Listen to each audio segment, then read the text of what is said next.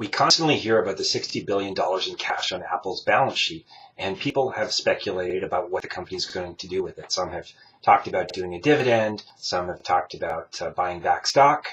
I don't think either two of those scenarios is likely. And the reason why is that Steve Jobs, when he was on the October earnings call for Apple, said that he was keeping the money for a couple of, quote, very strategic opportunities that might present themselves, i.e. acquisitions.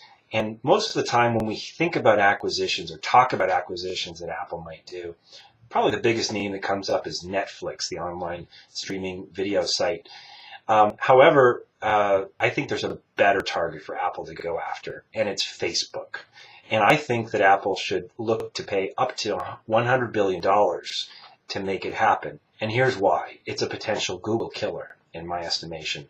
The reason why is that Steve Jobs has said that in the world of mobile, and we are now accessing the internet more from mobile devices than we are from PCs for the first time ever in recent months.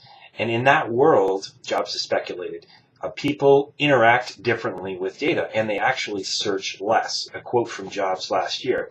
We discovered something. People are going into apps from these mobile devices. They're not just going onto websites, and people love apps. This is an entirely new thing. They aren't using search. They're using apps like Yelp.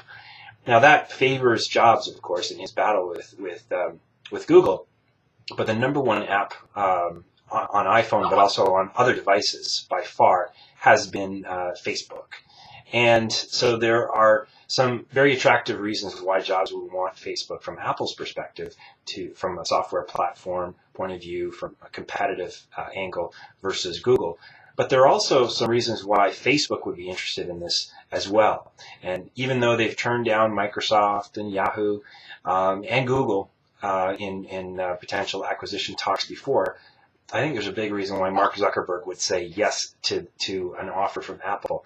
The biggest reason why, besides the idea of having this dominant platform, is because it's a chance to potentially, in the long term, head up the world's first trillion-dollar company. Tim Cook is not going anywhere in the short term, but Zuckerberg would clearly be putting himself in the mix to take over this company.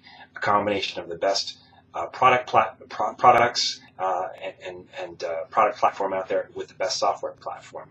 So the deal makes sense. It's not a deal with that kind of price tag that anyone else really could go after. So there is an upper limit to what anyone could pay for Facebook. But there's a lot of reasons why this could happen, and it'll be very interesting to watch.